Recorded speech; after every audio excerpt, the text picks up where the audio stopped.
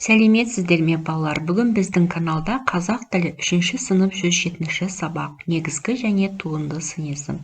Сендермен бірге Майра апай бүгін сабақтың барлық тапсырмалары мен жаттығуларын түсінікті етіп бірге орындайтын боламыз.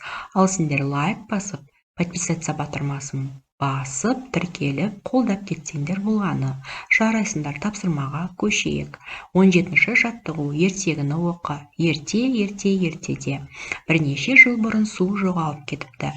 Қарлығаштар шөлден қиналады. Ағаштар қурап, өсімдіктер солып қалады. Шөлдеген торғай желден көмек сұрайды, ал жел күнді көмекке шақырады. Күн өзендер мен көлдердегі суларды қатты қыздыра бастайды.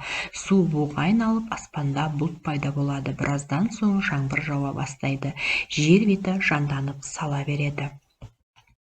Ертегі бойынша бір-біріне сұрақ қой. Су тапшылығынан қандай қиыншылықтар болды?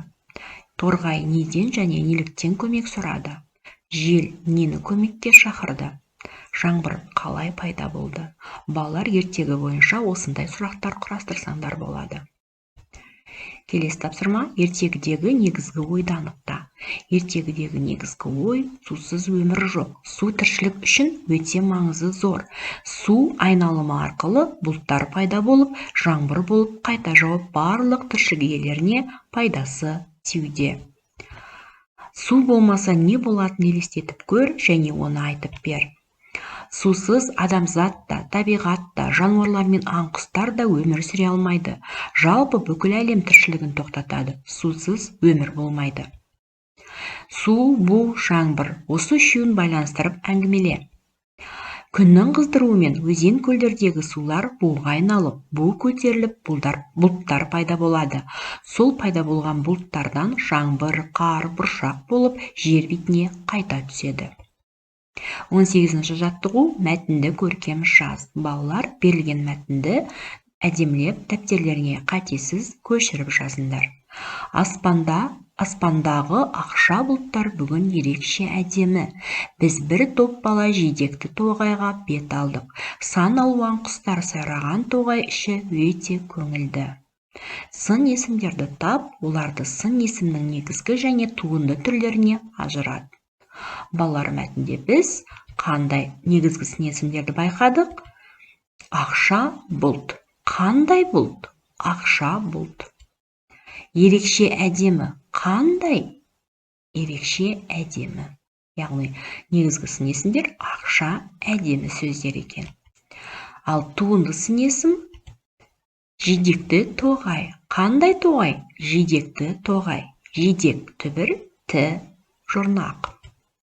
Өте көңілді. Қандай? Өте көңілді. Көңіл түбір, ді жұрнақ. Жарайсыңдар балалар, дәптерлеріңе қатесіз көшіріп алыңдар. 19-ші жаттығу: мақалды тауып жаз. Балалар, біз мына берілген буындарды стрелкалар арқылы құрастырып, мақал құрастыруымыз қажет. Ол үшін ортадағы да буыннан бастаймыз, ал да буыны қай буынға қарай бағытталып тұр екен? Дұрыс айтасыңдар, мінекей. Мына буынға бағытталып тұр. Мінекей осылай бағыттаушы стрелкалармен буындарды біріктірейік. Да, ри, я, дария. Келесі: жанынан, дария жанынан. Келесі: құдық, қазба. Балалар, менен бұрын топ қойдыңдар ма? Қандай мақал шықты? Дұрыс айтасыңдар. Дария жанынан құдық қазба. Жарайсыңдар балалар. Келесі тапсырмаға көшейік. 20-ші жаттығу: ойланып тап.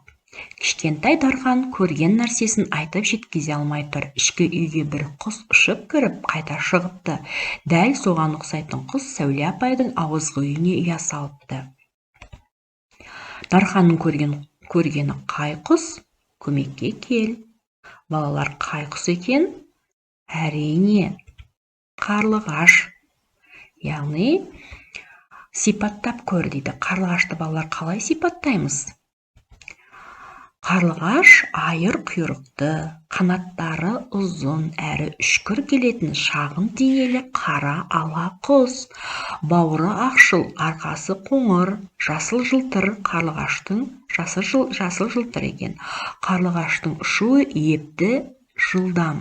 Қарлығаштар өте төмен де, биік те ұшуы мүмкін. Басқа құстардан бір айырмашылығы жемін ұшып жүріп ұстайды. Суды да ұшып жүріп ішеді. Олар шыңға, тік жарға, кейде тұрғын үй қабырғаларына, ағашқа жапсыра үй жасайды. Ұяны топырақпен сазды сілекейін араластырып қалайды. Ішіне майда шөп, қауырсын, мамық төсейді. Қызық өте ақпарат екен балалар, жарайсыңдар, оқып түсініп алып, апайларыңа түсіндіріп айтып беріңдер. Сау болыңдар балалар. Осымен бүгінгі біздің жаттығулар мен тапсырмалар аяқталды. Олай болса сендер подписаться батырмасын міндетті түрде басып, қолдап кетіңдер. Сау болыңдар.